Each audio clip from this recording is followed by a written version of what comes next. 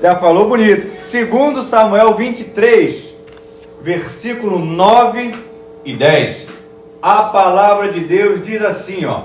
Depois dele, Eleazar, filho de Dodô, filho de Aoi, entre os 3 valentes que estavam com Davi, quando desafiaram os filisteus ali reunidos para a batalha. Quando os filhos de Israel já se haviam retirado, ele se levantou e atacou os filisteus, até lhe cansar a mão e ficar grudada na espada. Naquele dia, o Senhor efetuou grande livramento e o povo voltou para onde Eleazar estava, somente para pegar os despojos. Amém? Feche seus olhos apenas mais uma vez. Pai querido, eu te louvo, Senhor. Te agradeço pela tua graça, pela tua misericórdia, pelo teu poder que opera em nós e nas nossas vidas. Ah, Pai querido, em nome de Jesus Cristo nós te pedimos, Pai, ministra da tua palavra sobre nós, Pai, que teu Espírito Santo tenha liberalidade de caminhar no nosso meio, Pai, trabalhar em cada coração, Senhor, no nome de Jesus Cristo. Desde já, Senhor, nós repreendemos todo ladrão da palavra, Pai, e declaramos que só o Senhor Jesus é Rei nesse lugar, Senhor. Pai querido, trabalha no nosso meio, é o que eu te peço, te louvo e te agradeço, em nome de Jesus, amém e amém. Nesse livro aqui, queridos, nesse capítulo onde nós lemos, que depois você pode traçar um paralelo com o primeiro livro de Crônicas, há um relato de 3 homens. 3 homens esse, com uma alcunha para lá de estranha. O nome dele era Josebe, Basebete, Samar e Eleazar. Esses 3 homens tinham, com esse vulgo bonito que eles apresentavam, eles naturalmente tiveram que ser apelidados pelo povo, né? Porque com um nome desse, eles começaram a ser chamados de os valentes de Davi. Por quê, queridos? Porque eles faziam parte do creme de la creme, eles eram da tropa de elite do exército de Davi, que já era um exército bem qualificado. Porém, dentro daquele exército que ali estavam, esses 3 homens se destacavam mais do que os outros. E por conta disso, eram chamados de valentes de... Não, fala para esse irmão aí que está do seu lado. Fala assim, irmão, acorda ele aí primeiro. E fala assim, meu irmão, fala com mais fé. Os valentes de Davi, queridos. Note bem. São 3 homens. E eu vou frisar de novo. Os valentes de Davi. Agora eu quero te convidar nessa noite a pegar, dentro dessa classificação dele, de os valentes de Davi. Agora me faça um favor. Tira Davi da história. Eles viram o quê? Os valentes. Valente da parte de quem? Valente que veio da onde? Valente que veio fazer o quê da parte de quem? Valente da representatividade de que pessoa? Tira Davi da história, o que é que sobra? Não sobra nada, queridos. Você tira Davi, não tem exército. Você tira Davi, não tem nação. Você tira Davi, não tem valente. Você tira Davi, não tem Josebe, não tem Samar, não tem Eleazar, não tem nada. Por vezes, acontece, não contigo, eu vou falar de mim apenas. Nós de vez em quando recebemos algum título, nós recebemos algum determinado tipo de situação, nós começamos a ser promovidos, nós começamos a receber aquele salário abençoado que eu falei anteriormente, que é duplicado, e aí, queridos, a gente acha que é alguma coisa. A gente acha que nós temos algum grau de relevância quando nós começamos a ostentar títulos humanos, diplomas e tudo mais. Mas tirando o aspecto sobrenatural, que eu não quero abordar agora, eu quero apenas abordar o aspecto natural da nossa vida. Porque, afinal de contas, nós estamos inseridos dentro de uma sociedade. E deixa eu te falar uma coisa, que de repente, na nossa caminhada, a gente acaba esquecendo. Todo mundo depende de alguém. Todo mundo depende de alguém, querido. Ah, mas eu sou o Roberto Marinho, eu sou rico, tenho... Seu Roberto Marinho, você depende de alguém. Ah, não. Eu sou... Fala aí um sujeito famoso, poderoso aí, fala um. Vocês não conhecem ninguém que é famoso e poderoso, né? Conhece ninguém. Ah, eu sou o Donald Trump. Ô, seu Trump, você depende de alguém. No mínimo para pentear essa peruca que você está usando aí, porque você sozinho não faz isso. Verdade. Você depende de alguém, querido. Olha para esse crente abençoado aí do seu lado e pergunta para ele: crente, de quem você depende? Não é nem se você depende de alguém, vai direto e fala assim: de quem você depende? Ah, não dependo de alguém não. Não dependo de ninguém não. Eu sou o dono lá, eu sou o chefe da minha repartição. É mesmo, é. Aí se o dono do Pão de Açúcar resolver limar 1/3 dos funcionários, o que acontece contigo? Se Deus quiser, ele guarda teu emprego. Mas pode ser que você vá parar na rua. Por quê? Porque o seu Pão de Açúcar lá resolveu demitir 1/3 dos funcionários. E aí você que não dependia de ninguém, de repente vai parar até no sofá morando de favor na casa de um irmão.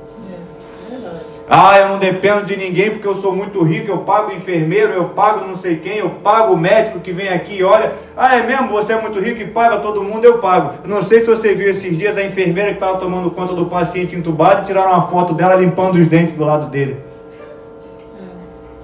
Ele é rico, ele paga aquela madame lá para tomar conta dele. E olha o que a madame está fazendo. Deixa eu te dar um exemplo, eu não lembro se é do seu tempo, mas vocês conheceram ou tiveram assim uma vaga lembrança através da internet do homem chamado Michael Jackson? Teve uma irmãzinha ali que não conhece. O Michael Jackson, ele era rico. Não sei se você sabe, ele era tão rico, mas tão rico que ele fez coisa aí que até Deus duvida. Ele pagava um médico para ficar junto dele 24 horas por dia. Olha, médico, eu vou te pagar. Tá aqui o dinheiro. Imagino eu que era um dinheiro bom, né? Porque para você ter um homem andando contigo 24 horas por dia era um dinheiro bom. O médico foi lá um dia dar uma injeção nele. Bem pago, bem remunerado. Bam da área. Vou falar só com a Célia. Ele errou a injeção. E o Michael Jackson morreu. Ah, não dependo de ninguém não, porque eu sou rico. Ah, não depende não, dependia lá do homem. Errou a injeção, olha aí o que aconteceu. Todo mundo depende de alguém. Se você acha que não, você está inserido dentro de uma família. Você está inserido dentro de uma empresa. Você é um ser que faz parte de um todo, de alguma maneira. Faça aí uma autoanálise, visite os seus meios ao qual você faz parte. Você é filho de alguém, sim ou não? Então você está inserido no meio de uma família. Você pode até não gostar, mas você está inserido. Você trabalha. Amém ou não? Amém. Você, de repente, é chefe. Então você depende dos seus subordinados. Porque se eles resolverem não trabalhar direito, de repente você é um dos subordinados. Então você depende do seu chefe. Você faz parte de algum sistema, querido. Você faz parte de algum núcleo. Você faz parte de alguma igreja. E o Espírito Santo te trouxe aqui nessa noite para a primeira coisa que ele quer te perguntar: do que você faz parte? Pode ser que mesmo mediante toda essa explanação, você olhe para si, você olhe para a sua história e pense assim: não, eu moro sozinho, eu moro na minha casa, eu sou um lobo solitário que vive por aí sem matilha. Aí a gente tem um problemão de verdade. Porque Nós, como seres humanos, existe uma relação interpessoal entre as pessoas. Nem que seja um vizinho, tem alguém que você precisa na sua vida. Olhe para cá um minuto. Eu tenho aqui, deixa eu te dar um exemplo, eu tenho aqui uma mão com 5 dedos.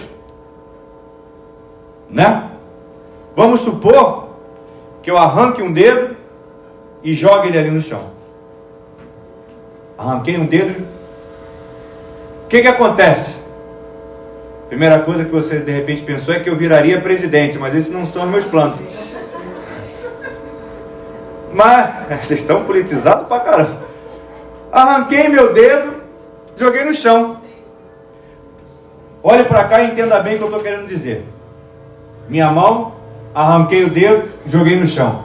A minha vida, eu como Pablo que sou, a minha vida ela continua sem esse dedo, sim ou não? A minha mão, ela continua sendo uma mão com 4 dedos, mas ela continua sendo uma mão.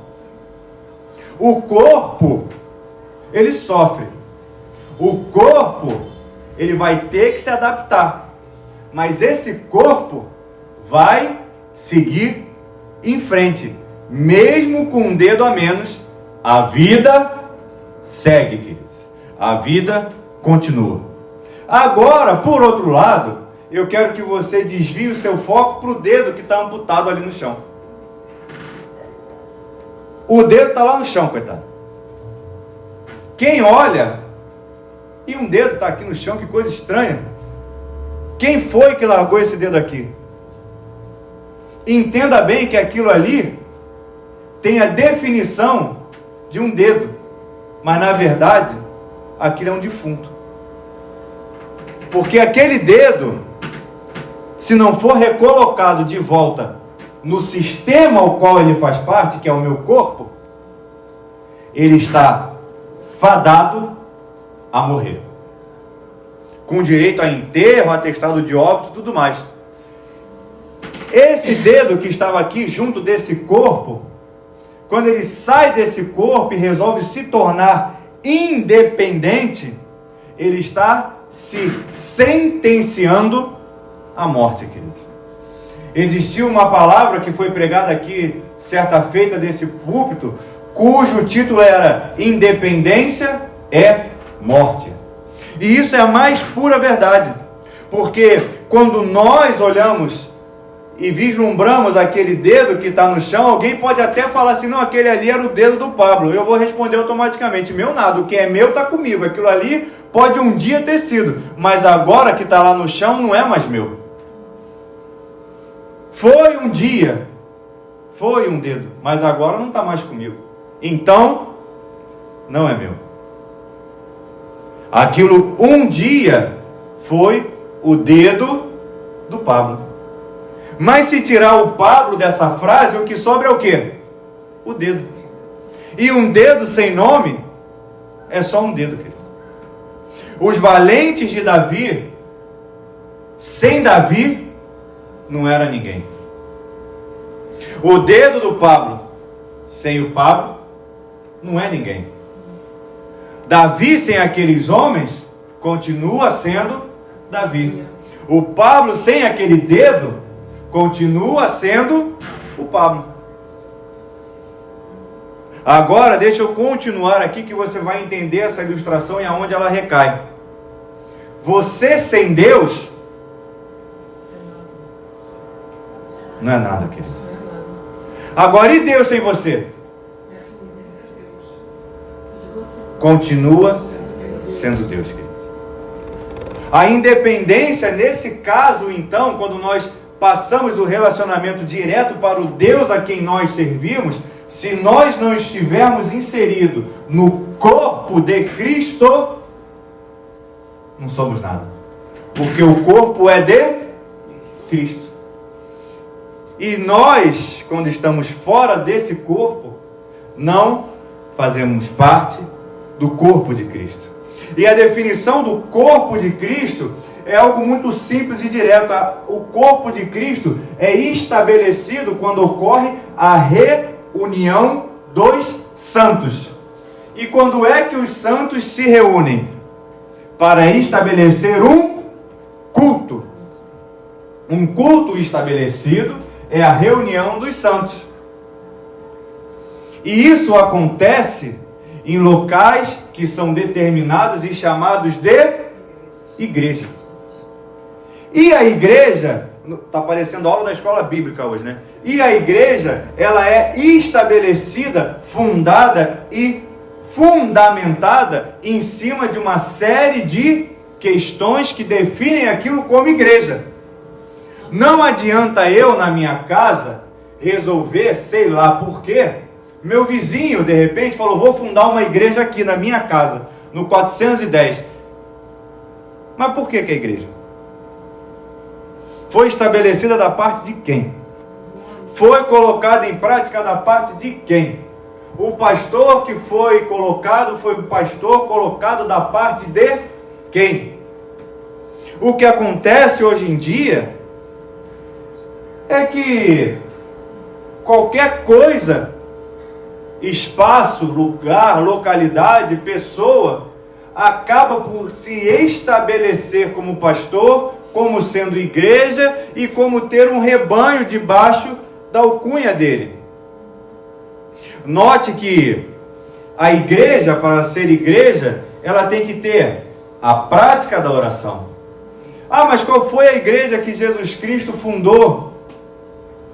A igreja dele, ó. Mas você está querendo... Não, a gente não está querendo se comparar com Jesus Cristo, né? Como se eu hoje saísse, já que Jesus Cristo fez isso, eu posso sair da rua, alugar uma sala ali do outro lado e fundar a igreja dos novos dias, porque se Jesus fez, eu... Devagar um pouco com esse andor, porque... Afinal de contas, quando nós lemos, por exemplo, o Novo Testamento, as cartas que Paulo coloca ali em prática, admoestando, exortando o povo, ele implementa, mediante a cultura daquele lugar e as coisas que estavam acontecendo, uma série de usos e costumes concernentes e referentes àquele lugar onde está estabelecida a localidade daquela igreja. Existem coisas sim, usos e costumes que foram colocados por Paulo em algumas das cartas para que o povo daquele lugar pudesse abandonar algumas práticas referentes àquilo que era banalizado na cultura daquela época. Vocês estão entendendo? Sim ou não? Sim. Vou te dar um exemplo. Rio de Janeiro, onde nós moramos. Existe uma cultura no Rio de Janeiro praiana, sim ou não? As pessoas estão acostumadas a ir à praia, a ter essa coisa de sair da praia, ir na Feira da Glória, depois ir para casa e assim por diante. Na implementação da igreja no Rio de Janeiro, algumas observações para essa igreja estabelecida no Rio têm que ser feitas. Observações essas que serão diferentes por conta da cultura que tem no Rio. Quando for fundada uma igreja em Curitiba, por exemplo, existem alguns fundamentos em Curitiba que não são concernentes e referentes à realidade que nós vivemos no Rio. No Rio você usa biquíni quando vai à praia, usa maiô quando vai à praia. Em Curitiba você vai usar cachecol. Pode ser que aqui no Rio você não tenha nenhum cachecol no seu armário. Questão culturais da realidade do reino de Deus estabelecido para aquele local. Você está entendendo? Sim ou não? Todavia, existem causas pétreas no Evangelho. Causas pétreas são causas que são inabaláveis e que quando elas não são respeitadas, não tem um conceito estabelecido naquilo que foi definido. Um exemplo para que você possa entender. Eu posso chegar aqui e falar que eu sou advogado? Naturalmente você vai me perguntar assim, você é advogado da parte de quem? Fez faculdade? Aonde? Eu vou falar, não fiz faculdade não, de direito. Aí você não migra nem para a segunda pergunta, que é, você passou na OAB? Eu vou falar, você não fiz faculdade, quem dirá passar na OAB? Então como é que você diz que é advogado? Porque você é maluco. O que acontece hoje em dia com muitas igrejas é que a pessoa ela se define ser uma coisa que aquele lugar simplesmente não é. E o que acontece não é chegar um doido, fundar uma barca dos últimos dias, chamar aquilo de igreja, aplicar uma série de conceitos. O que me causa e causa em você também um certo espanto é isso acontecer e pessoas irem para aquele lugar. O que denota é o cumprimento daquilo que se diz na palavra de Deus, que o meu povo perece por falta de conhecimento. Existe algo que está disponível para mim e para você sem reservas, que é a palavra de Deus. Para que eu não possa ser enganado, para que você não passe pelo aspecto da enganação, nós precisamos ser conhecedores daquilo que a palavra de Deus diz para mim e para você. Para que nós possamos nos definir como pequenos cristos, como seguidores de Cristo, nós havemos de ter um conhecimento da palavra de Deus e daquilo como ela define cada coisa pautada na igreja do Senhor Jesus que está estabelecida nessa terra. Porque vezes após vezes nós somos enganados, e quando eu digo nós, eu me incluo nisso também, com discursos mentirosos que permeiam púlpitos do nosso país, até do nosso planeta, se assim eu posso dizer, e que acabam de ser tantas vezes repetido, aquilo se torna uma verdade para mim e para você. Uma das verdades que foi difundida aí durante todos esses anos e que tem causado um fenômeno no nosso meio, foi essa história de que você é a igreja. Isso acabou por criar uma série de dedos amputados andando por aí na nossa sociedade que acham que são mão. Mas na verdade, são mortos, queridos. Porque um dedo amputado, ele está morto. Ele não é mais um dedo. E o que acontece hoje em dia é que por esse discurso falacioso, por esse discurso mentiroso de que que eu sou a igreja, as pessoas se acham no direito de saírem da igreja e acharem que estão em comunhão com o corpo de Cristo ainda. Para estar inserido no meu corpo, você tem que estar na minha mão, que nem eu exemplifiquei aqui ainda há pouco. Você não pode estar inserido no meu corpo ali no chão amputado. A mesma coisa acontece com o corpo de Cristo. Para você estar inserido no corpo de Cristo, você tem que estar alicerçado e abalizado em alguma igreja. De preferência, uma igreja que pregue a palavra de Deus. Foi dito vezes após vezes: você é a igreja, você é a igreja, eu sou a igreja. Quando você se junta com esse santo que está aí do seu lado, você forma a igreja. Quando o meu dedo se junta com a minha mão, ele forma o meu corpo. É exatamente o mesmo processo o corpo de Cristo. A seleção brasileira de futebol, por exemplo, não é o Neymar sozinho. É o Neymar e mais 10. O Neymar sozinho é o quê? O exército brasileiro, um homem sozinho com um trabuco na mão, não é o exército brasileiro.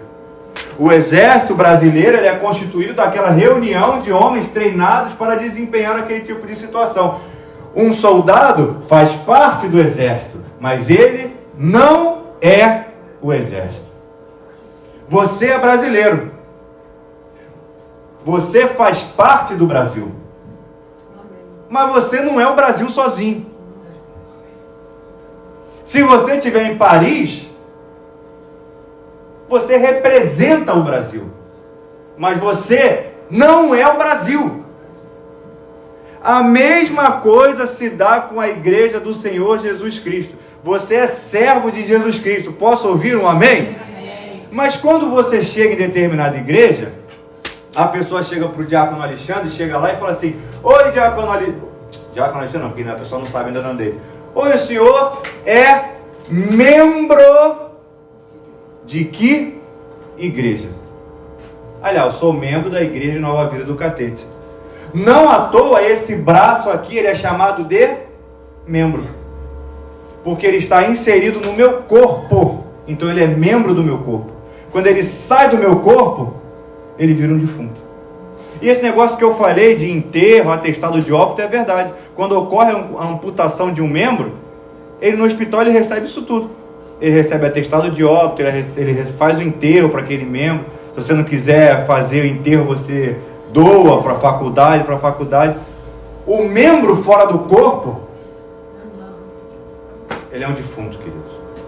O membro fora da igreja não é corpo de Cristo.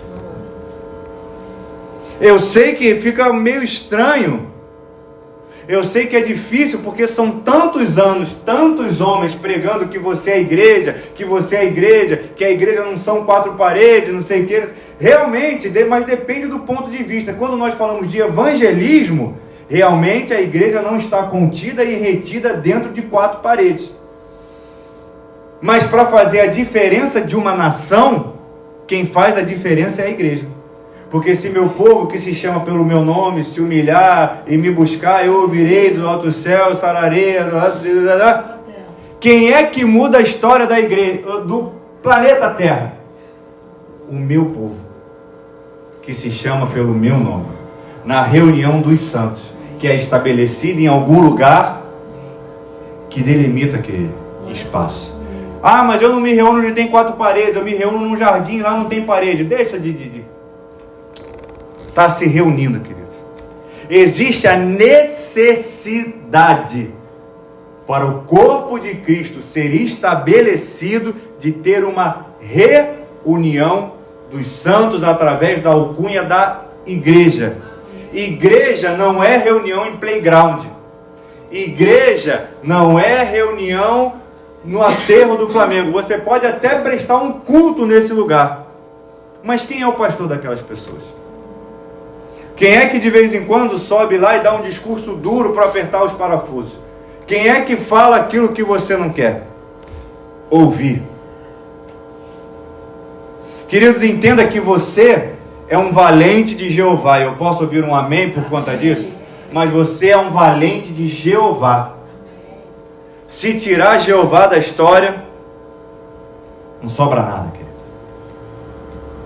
O que nós precisamos ter dentro do nosso coração, o que nós precisamos ter dentro do nosso peito, como algo muito abalizado nas nossas vidas, é que nós somos dependentes do Deus a quem nós servimos e que nós precisamos, para estar inseridos no corpo de Cristo, estar baseado em alguma igreja. Precisamos estar debaixo de uma organização que é estabelecida, organizada e que tem como prática aquilo que Jesus Cristo definiu como sendo causa pétrea. Vou te dar um exemplo. Não adorar outros deuses, por exemplo. Isso é causa pétrea, queridos. O único a ser adorado é Deus Todo-Poderoso, o Cristo vivo, o Espírito Santo de Deus. Nada além disso. Adentrou no lugar que a adoração não é igreja. Pode ter outro nome, mas igreja adora apenas ao Cristo vivo.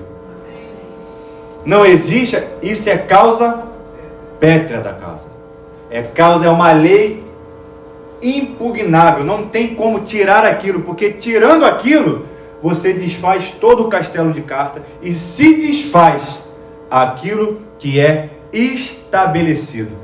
Ah, mas o povo que seguia Jesus Cristo, quem era o pastor dele? O próprio Cristo, né, gente? Eles andavam junto com Cristo. Quando Cristo parava para ensinar, todo mundo se assentava, ouvia o que Cristo estava falando. Existia, deixa eu te falar uma coisa, recolhimento de oferta. Você conhece aquela história dos pães e do peixinho? Você conhece, sim ou não? Naquele momento Jesus Cristo está ensinando e é recolhida oferta para que pudesse alimentar aquele povo. Aquele alimento foi uma oferta estabelecida naquele lugar. Todo culto a Jesus Cristo, uma igreja, ela tem que ter adoração a Cristo através de louvor. Mas como eles adoraram a Cristo, por exemplo, nesse sermão, quando eles pararam para ouvir o Cordeiro Santo ali, eles já estavam adorando-o. Quando ele ofertou o pão e o peixe, foi a oferta estabelecida ali naquele lugar. Quando eles se assentaram para ouvir aquele que estava discursando, tudo ali, naquele momento, existe o princípio da igreja ali colocada em prática.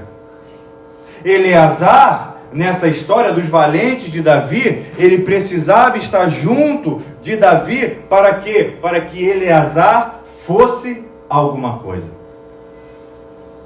Deus te trouxe aqui para falar para você que além de depender de pessoas, você precisa estar perto de Deus para ser alguma coisa. Amém. Porque estando longe de Deus, não existe processo, queridos. Estando longe de Deus, não existe o que possa ter o amanhã como esperança de dias melhores. Podemos até achar que somos alguma coisa, mas longe de Deus nós não somos nada, queridos. Não somos nada. E aí, se de repente você está aí meio que duvidando desse discurso, você que tem o seu Senhor e Salvador como sendo Jesus Cristo, dá um glória aí no seu lugar. Agora imagina você antes de ter Jesus Cristo. Lembra aí de como você era. Queridos, se você lembrar de como você era antes de Deus, você vai ver o quão dependente de Deus você é hoje em dia. Amém. Para que você não retorne a ser aquilo que você era antes. Porque tudo que você alcançou na sua caminhada com Jesus Cristo, tudo aquilo que você abriu mão da caminhada junto com Jesus Cristo, as opções que você fez, que você mirou o alvo em Jesus Cristo, você fez por um desejo no seu coração, mas quem te fortaleceu para aguentar o baque foi o Espírito Santo de Deus. Ou seja, até naquilo que você fez, teve que precisar de um empurrãozinho de Deus, porque você, pela sua força, você não conseguiria fazer. Então tudo que você é, tudo que você tem, é por conta do trabalho de Deus na sua vida. Eu posso ouvir um glória? Do resgate de Jesus Cristo que Ele fez na sua vida. Eu posso ouvir um aleluia? Tudo que você tem é por conta da transformação que o Espírito Santo tem feito na sua vida todos os dias. E olha que eu vou te contar uma coisa, a gente dá trabalho para o Espírito Santo, hein? O Espírito Santo olha para você e fala: ai, lá vem ele de novo. Vou começar a gritar aqui de novo, para com isso! E ele vai fazer de novo, meu Deus do céu. A gente dá trabalho para o Espírito Santo. E de vez em quando, para que nós possamos ser fiéis ao Deus a quem nós servimos, de vez em quando isso também nos dá trabalho, queridos. Mas aquilo que nós fazemos de trabalhoso para Deus tem recompensa da parte do nosso Pai. Existe algo que Deus entrega nas nossas mãos, que é a recompensa do trabalho que nós temos feito. Mas deixa eu te contar um segredo: o trabalho pior, o penoso trabalho, o trabalho mais difícil, já foi feito na cruz do Calvário por Jesus Cristo, que foi te resgatar do pecado onde você estava e te dar uma nova oportunidade de adentrar na sala do trono, chamar esse Cristo de Pai, o Deus Todo-Poderoso, de amado da sua alma. A pior parte, aquilo que é mais difícil, já foi feito por Jesus Cristo na cruz do Calvário, quando Ele verteu o sangue por você e por mim. Então existe apenas um desejo que há de ficar no seu coração. Se de repente você não guardou nada do que eu disse aqui hoje, guarde isso que eu vou dizer agora: você é completamente dependente do Deus a quem você serve. Você não depende desse remédio que você toma.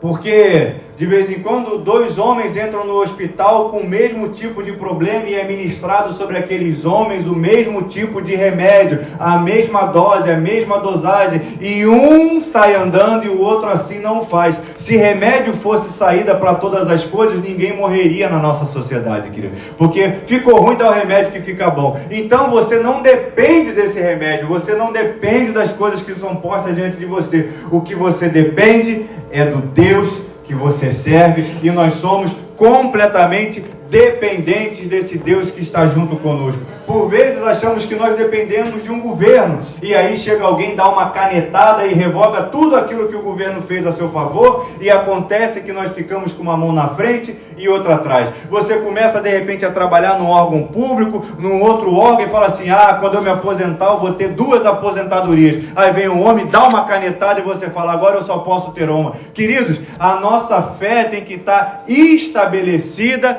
no Deus que nos sustenta e nos Deus que nos guarda, porque da noite para o dia tudo pode mudar. Você viveu isso recorrentemente esses dias. De uma noite para o dia, chegou um vírus aí voando, sei lá da onde, e alguém falou: agora todo mundo trancado em casa. Não estou aqui entrando no mérito se foi certo ou se foi errado, mas essa foi a ordem, e gostando ou não, a gente teve que ficar. E aí, queridos, danou-se. Não adiantava ter 1 bilhão no banco, porque ficou todo mundo estremecido. Eu moro num prédio que, certa feita, metade do prédio foi arrastado por uma queda de um barranco. Imagine a quantidade de pessoas que na noite anterior foi dormir pensando assim: amanhã de manhã eu tenho que acordar mais cedo para não perder o ônibus, e sequer pôde pegar o ônibus naquela manhã. Da noite para o dia, tudo pode mudar. E se nós não estivermos baseados na nossa fé, no Deus a quem nós servimos, nada faz sentido. Porque o principal na nossa vida não é aquilo que nós temos aqui, é para onde nós vamos e para onde nós seremos recebidos depois disso tudo. Querido, nós havemos de colocar a nossa vida pautada no sacrifício de Jesus Cristo. Nós havemos de nos render, de nos sujeitarmos à vontade que Jesus Cristo tem nas nossas vidas. Nós devemos nos sujeitar ao senhorio que Jesus Cristo tem para nós. E se de repente você chegou aqui nessa noite sem saber direito como transcorrer mediante algumas situações da sua vida, queridos, eu quero te convidar nessa noite a fazer algo especial, que é sujeitar a sua dúvida à vontade do Deus a quem você serve. Você não sabe como resolver, mas Deus sabe como resolver. E você é um dos valentes desse Deus Todo-Poderoso. E você tem se colocado nessa frase sendo um valente desse Deus. Assim como aqueles homens, assim eu deduzo, de vez em quando devia chegar em algum lugar: eu sou um dos valentes de Davi. E o pessoal olhava falando: cara, Davi o rei? É, ele mesmo. Ele estava se garantindo em Davi, né? Na alcunha daquele rei poderoso. Queridos, você tem um rei todo-poderoso que te guarda e que é o teu amigo. E o problema que você não sabe resolver, que está te causando temor, terror e medo, eu quero te convidar nessa noite a fazer algo especial, que é entregar esse problema na mão do Deus a quem você serve. Porque você é um dos valentes de Jeová, mas sem Jeová você não é nada. Então entrega esse problema na mão desse Deus Todo-Poderoso. Eu quero te convidar a se colocar de pé aí no seu lugar. Você que de repente tem um problema que você olhou e falou: eu não sei como resolver. Deus está te falando: entrega esse problema para mim. E deixa que você é um dos meus valentes. Então eu vou te justificar em nome de Jesus. Feche seus olhos, curve sua cabeça. Pai querido, Deus amado, eis aqui um povo, Pai, que serve a Ti, Pai. Eis aqui um povo, Senhor, que tem o Senhor Jesus Cristo como Senhor e Salvador, Pai, e que é completamente dependente de Ti, Pai. Eis aqui um povo, Deus, que precisa ouvir da Tua voz, Pai, para saber o que há de ser feito. Então, Deus querido, em nome de Jesus Cristo nós te pedimos, Pai, trabalha na vida de cada um deles, Pai. Trabalha na vida dele, trabalha na vida dela, Pai. Existem circunstâncias, Pai, que têm tirado o sono, Pai. Existem circunstâncias que têm tirado o sossego do meu irmão e da minha irmã, Pai. Mas eles vieram até a sua casa nessa noite, Pai, e Senhor, chegaram ao entendimento, Pai, que eles têm um Deus que justifica cada um deles. Então, Pai querido, recebe-os, Deus, na sala do trono, Pai, e Deus querido, Ele está aqui nessa noite entregando a Ti esse problema que ele tem e não sabe como resolver, Pai. Existem problemas na vida de cada irmão, de cada irmã que está aqui, que eles não sabem como conduzir, que eles não sabem como resolver, e por mais que eles saibam como devem operacionar mediante esse problema, eles não sabem como será o resultado final, Pai. E isso traz, Senhor, aos nossos corações, Pai, uma série, Senhor, de desassossegos, se assim eu posso dizer, Pai. Nos tira a nossa paz, Senhor. Nos dá medo, Pai. Nos dá, Senhor, incapacidade até de lidar com a situação de maneira racional. Pai querido, Deus amado, nós entregamos a Ti essa situação, Pai, para que seja feita não a minha vontade, Pai, porque Deus, na minha vontade eu não sei como isso vai terminar, Pai, mas na Tua vontade, Senhor, eu sei que vai terminar sendo um caminho de vida e não de morte, Pai. E Deus, eu não quero, Pai, eu não quero aquilo que não for da Tua presença, Senhor. Eu não quero nada que o Senhor não esteja junto comigo. Então, Pai querido, Deus amado, em nome de Jesus Cristo, Senhor, entra nessa peleja junto com meu irmão, Pai. Entra nessa peleja junto com a minha irmã, Pai. Entra nessa peleja junto comigo, Pai. Entra, Senhor, junto com cada um de nós nesse tipo de situação, Pai. E vem trazer o Teu refrigério, Pai. Vem trazer o Teu escape, Senhor.